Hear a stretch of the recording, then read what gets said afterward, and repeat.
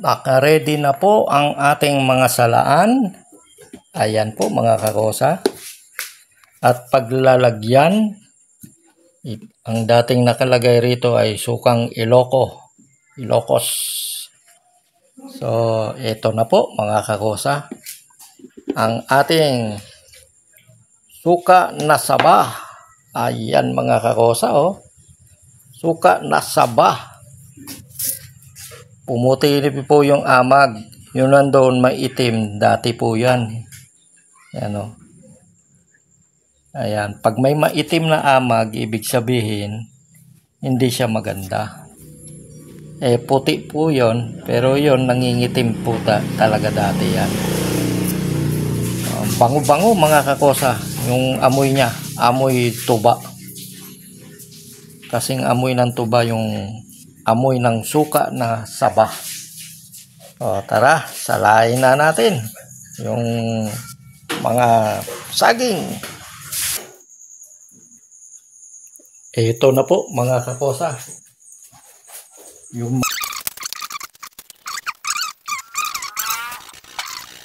Itong saging na to, itong hiniwalay ko, pwede pa po ito. Pwede pang paasimin. Medyo masyadong maliit yung ating pinaglagyan. Kuha lang ako ng malaki-laki. Ito na mga kakosa. Medyo malaki na yung lalagyanan natin.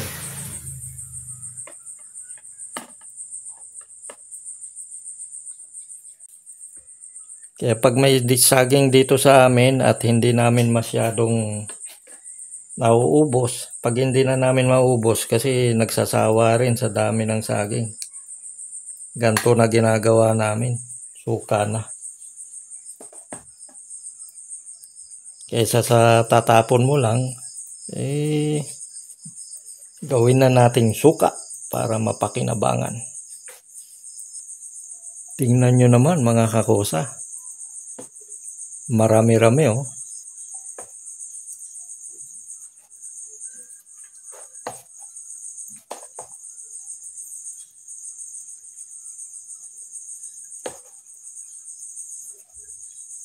Oh, yan mga kakosa. So, ito na po yung pinakasuka natin. Kaunti lang pero okay na yan.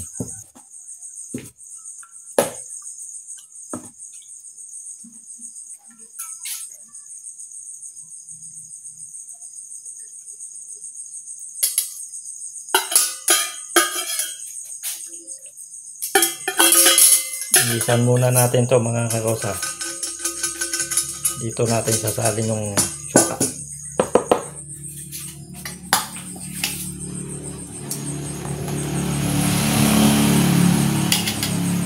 Ayan, salin natin mga kakosa.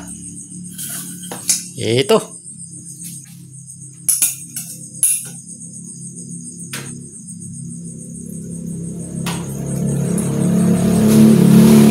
Yan ang suka na natural.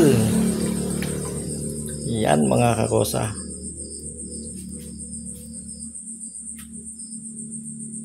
Masarap sa pinaksiw. Masarap na sausawan.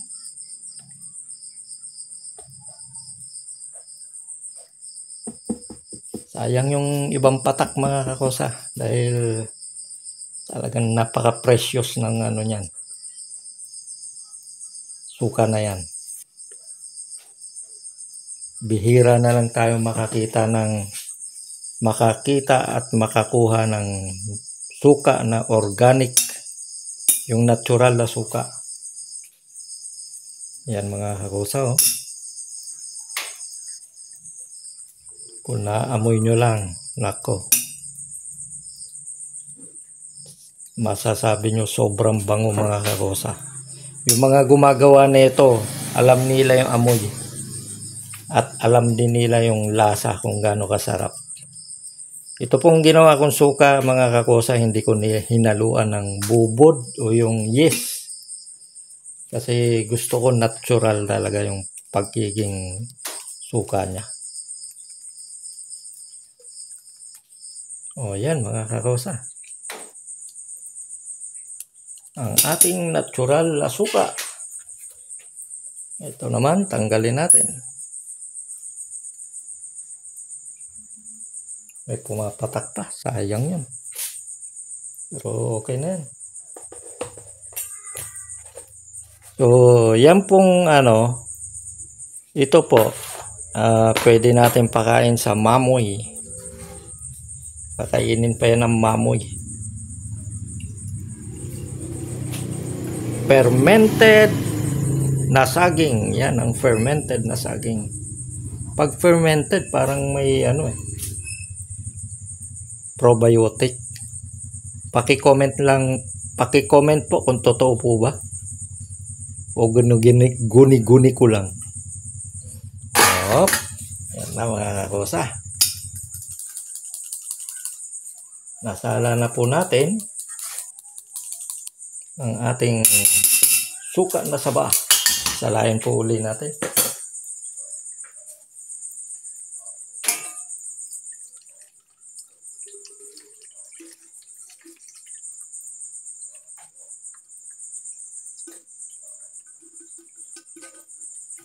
Ang bango talaga, grabe. Mamaya magluluto ko ng daing mga kakosa. Ito na kagad ang gagawin kong sausawan. Suka na may bawang at sili.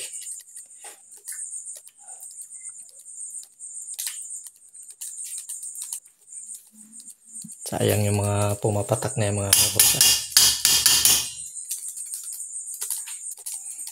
O yan mga kakosa.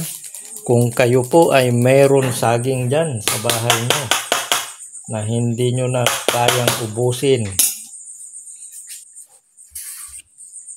gawin nyo ng suka mga kakosa. Hindi lang po saging ang pwedeng gawin na suka. Pinya, pwede rin po. Mangga, pwede rin po. Yan ang mga the best na suka Pinya, saging, yan ang mga mababango talaga. Pero yung mangga, hindi masyado mabango yun. Pero masarap din. O yan mga kakosa, meron na po tayong suka. Lalagay ko na po dito sa bote. Yan. Siguro mga kalahati po ito. Wala po yung embudo namin. Tatansyahin na lang po natin. Dahil wala tayong embudo. Ganito na lang.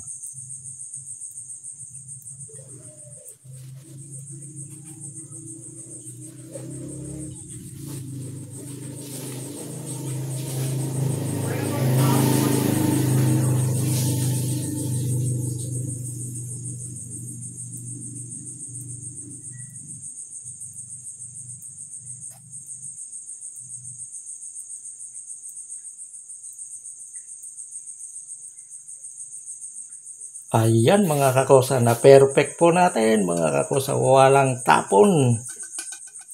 Nanginginig-nginig pa. Ayan mga kakosa, malinis, walang tapon. Ayan, ito na po ang ating suka na saba. Maglalagay pa po ako ng sili. Nasa malayo yung sili. Ito po yung sili natin na idadagdag. Pagka meron ulit tayong makuha, idadagdag po natin ulit. Ayan suka na saba mga kakosa.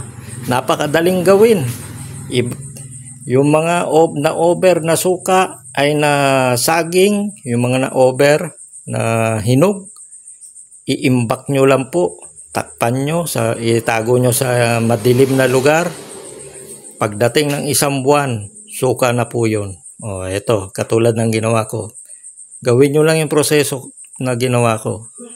Para natural, walang chemical, huwag nyo nalagyan ng yeast o bubod.